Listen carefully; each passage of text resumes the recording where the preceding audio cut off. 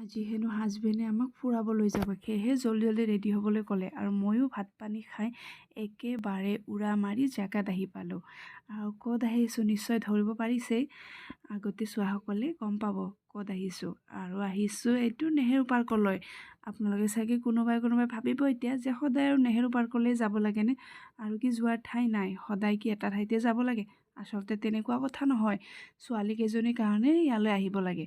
আচলতে পাৰ্কবিলাকত আহিলে খেলাৰ বস্তু পোৱা যায়, বহুত কিবা কিবি, সেয়েহে ইয়াতে আহিব লাগে। দুইজনীয়ে মাজে মাজে একেবাৰে মাথা খাই থাকে, ঝুলনাত উঠিম, পাৰ্কলৈ যাম। আচলতে ঘৰত ঝুলনা বনাই দিয়া যায় যদিও সেইবোৰত উঠি তেওঁলোকৰ ভাল নালাগে, সেয়েহে পাৰ্কলৈহে আনিব লাগে। আৰু এয়া দেখিছে কিমান ওপৰলৈ উঠিছে, বহুত অঘাইতং হয়, একেবাৰে দুষ্ট।